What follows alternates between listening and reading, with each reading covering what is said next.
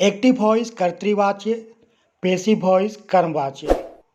आज हम लोग इस वीडियो में वॉइस का डिटेल्स स्टडी कर रहे हैं।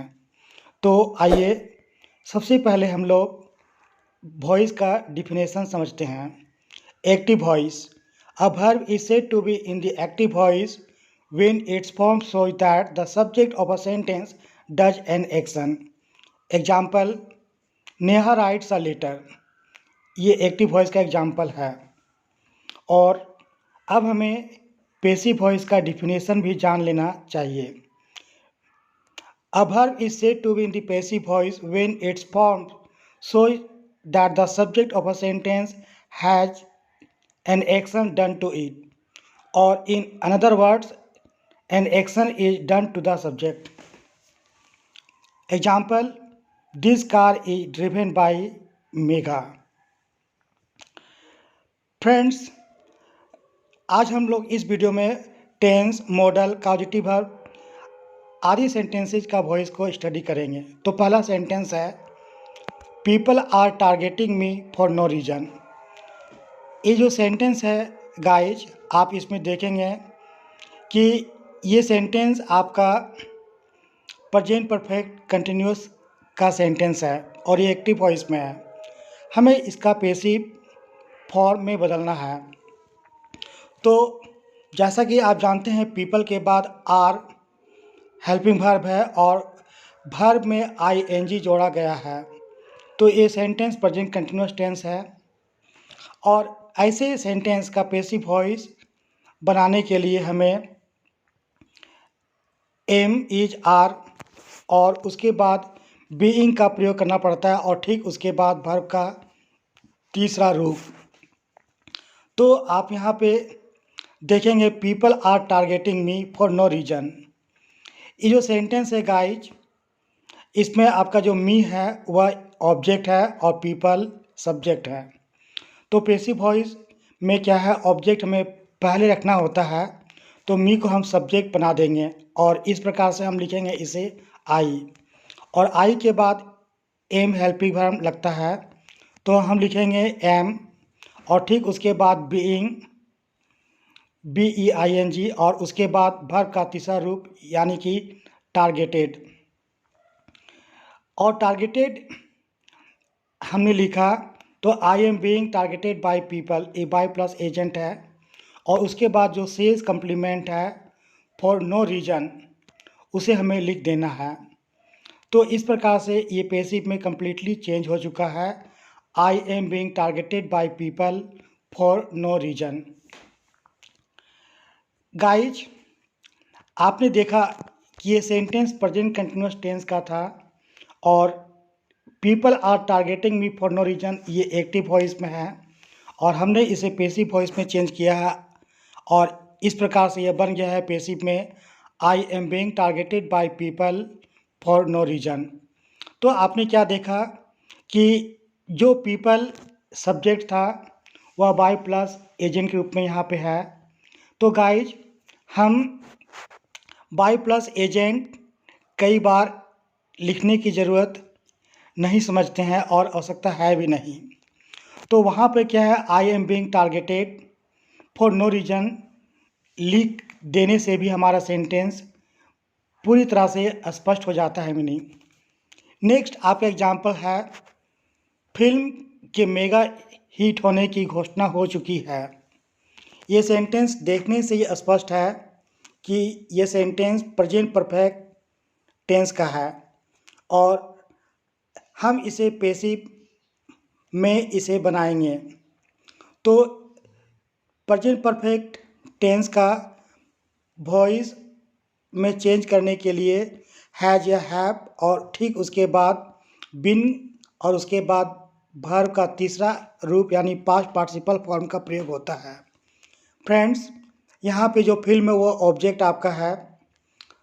तो इस प्रकार से आप बनाएंगे, the movie has been declared a mega hit. Declared का मतलब होता है घोषणा, जिसे इंग्लिश में आप अनाउंस भी कर सकते हैं। तो इस प्रकार से ये बन गया, the movie has been declared a mega hit. Next example, इस पुरस्कार के लिए केवल एक आदमी चुना जाता है। ये आपका प्रेजेंट टेंस है, लेकिन यह सेंटेंस पहले से ही पैसिव वॉइस में है और यह सेंटेंस सिंपल प्रेजेंट टेंस या प्रेजेंट इंडेफिनिट टेंस के अंतर्गत आता है। तो ऐसे वाक्य में पैसिव वॉइस में हम ऑब्जेक्ट के बाद इज, एम, आर और ठीक उसके बाद वर्ब का तीसरा रूप का प्रयोग करते हैं पैसिव सेंटेंस में बदलने के लिए। फ्रेंड्स, तो यहाँ पे आप देखेंगे केवल एक आदमी, ओनली वन पर्सन आपका, उसके बाद और दूसरा आपका जो यहाँ ऑब्जेक्ट सब्जेक्ट के रूप में है वह आदमी है ना। तो आप लिखेंगे इसे पैसिव में बनाते समय only one person is chosen for this prize. तो आपने देखा कि जो चोजन है वह वर्ब का तीसरा रूप है और यहाँ पे इसका मतलब है सेलेक्टेड, यानी पुरस्कार के लिए क्या है, केवल एक ही व्यक्ति को चुना गया है। Only one person is chosen for this prize. Chosen means selected, चुना जाना। तो इस प्रकार से आपने इस सेंटेंस को पैसिव में बदला। अगला है he knows me very well, वह मुझे बहुत ही अच्छी तरह से जानता है। फ्रेंड्स, ये भी आपका प्रेजेंट इंडेफिनिट टेंस का वाक्य है और नोज ये आपका वर्ब 5 है और ऐसे वाक्य का पैसिव में बदलने के लिए फिर हम am, is, are plus verb का तीसरा रूप का प्रयोग करेंगे। मी हमारा ऑब्जेक्ट है, तो हम गाइज यहाँ पर लिखेंगे I am non by him. तो यहाँ पे क्या है, आपका वर्ब का तीसरा रूप हुआ, तो आपने इसे कंप्लीटली ऐसे लिख सकते हैं I am known by him very well. Guys यहाँ ध्यान देने की बात यह है कि यहाँ पे हम नो के बाद बाय ना लिख कर टू का प्रयोग यदि करते हैं तो ज़्यादा बेहतर समझा जाता है, या फिर हम ऐसे लिख सकते हैं। अगला एग्जाम्पल है the police had investigated into this matter. Police ने क्या है, इस चीज़ के बारे में जांच पड़ताल की है। ये आपका पास्ट परफेक्ट टेंस है और पास्ट परफेक्ट टेंस का वॉइस बनाने के लिए हैड और उसके बाद बीन और उसके बाद वर्ब का तीसरा रूप लगता है। दिस मैटर आपका ऑब्जेक्ट है, तो हम पैसिव में इसका इस प्रकार से बदलेंगे this matter had been investigated. और जो पुलिस है वह मेरा सब्जेक्ट है, तो हम लिख सकते हैं this matter had been investigated by the police. तो ये सेंटेंस इस प्रकार से आपका पेसिफाई हो गया है। फ्रेंड्स, नेक्स्ट एग्जांपल है they have watched this kind of movie many a time. तो आप यहाँ देखेंगे कि इसमें सब्जेक्ट, वर्ब, ऑब्जेक्ट सारा चीज़ मौजूद है और इसलिए ये प्रेजेंट परफेक्ट टेंस का वाक्य है। हैव आपका हेल्पिंग वर्ब है और वॉच वर्ब का तीसरा रूप। हम ऐसे वाक्य का पैसिव वॉइस बदलेंगे हैज या हैव और ठीक उसके बाद बिन लगाएंगे और वर्ब का तीसरा रूप। फ्रेंड्स, यहाँ पे ऑब्जेक्ट आपका मूवी है और तो हम यहाँ से लिखेंगे दिस काइंड ऑफ मूवी को ऑब्जेक्ट के तौर पर, तो this kind of movie has been watched by them और ठीक उसके बाद हम लिख देंगे मेनी ए टाइम। अगला है tomorrow 10 he will have called you, वह कल 10 बजे आपको बुलाया है। विल हैव ये आपका हेल्पिंग वर्ब है और ये आपका फ्यूचर परफेक्ट टेंस है। तो ऐसे सेंटेंस का हम पैसिव वॉइस बनाएंगे विल हैव और ठीक उसके बाद बीन और उसके बाद वर्ब का तीसरा रूप या पास्ट पार्टिसिपल फॉर्म का प्रयोग करेंगे। ही आपका यहाँ पे सब्जेक्ट है और यू आपका ऑब्जेक्ट है। तो आप इस सेंटेंस को पेसिफाई इस प्रकार से कर सकते हैं you will have been called by लिखेंगे और उसके बाद लिखेंगे आप हिम, जो सब्जेक्ट था उसे ऑब्जेक्ट बना देंगे by him tomorrow before 10। You will have been called by him tomorrow before 10। तो आपने देखा कि इस प्रकार से क्या है, आपने इस सेंटेंस को भी पेसिफाई कर दिया है। Tomorrow before 10, you will have been called by him. Next example, he does not treat people in a bad way. वह लोगों को गलत तरीका से ट्रीट नहीं करता है। ये आपका प्रेजेंट इंडेफिनिट का टेंस है, लेकिन नेगेटिव सेंटेंस है।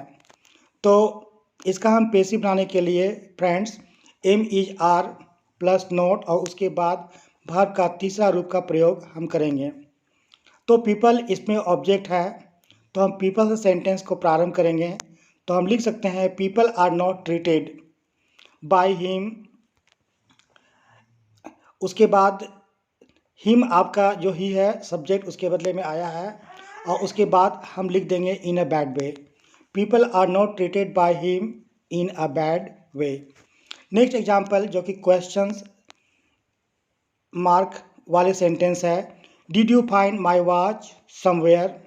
ए पास्ट इंडिफिनिट का टेंस है, ये भी आपका इंट्रोगेटिव सेंटेंस है।